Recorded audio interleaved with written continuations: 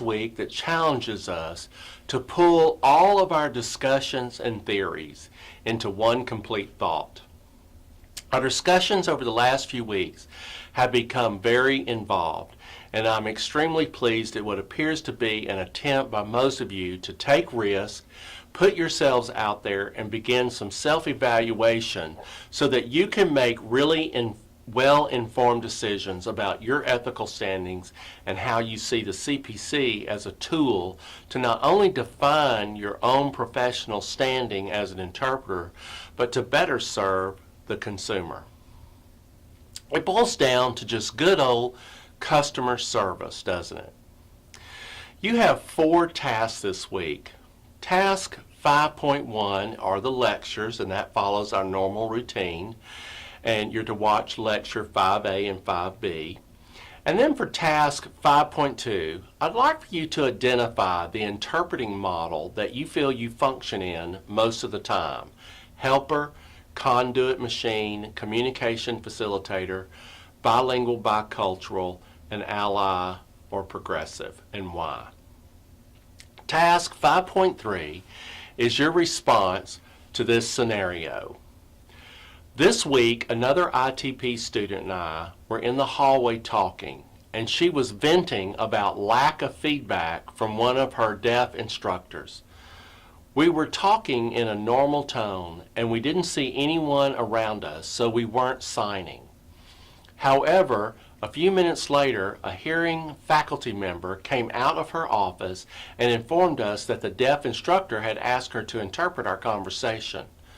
I understand that the deaf person has a right to access environmental information, but if the situation appears to be private and not meant for others to hear, was it appropriate for this hearing faculty member to interpret our conversation without our knowledge? We feel the deaf faculty member should have just butted into our conversation and asked us what we were talking about. The 4th task this week is a synthesis. And this is really an important one. It's an opportunity for you to synthesize all of the topics that we have discussed over the past 5 weeks and communicate how that has impacted your ethical decision-making process and development as a professional interpreter. So let me give you a list of the topics that we've discussed to help you formulate your response. In week 1, we talk about what ethics are not, the 5 sources of ethical standards and approaches, and the framework for ethical decision making.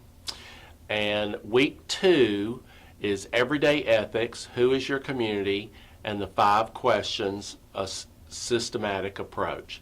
In week 3, we did values clarification, consistency, and ethics.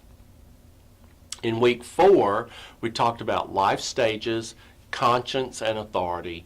And this week we're talking about who counts, moral standing, and interpreting and autism.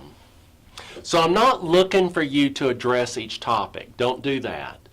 Instead, I'm looking for you to synthesize the information presented and how that has impacted your ethical decision-making process and development as a professional interpreter.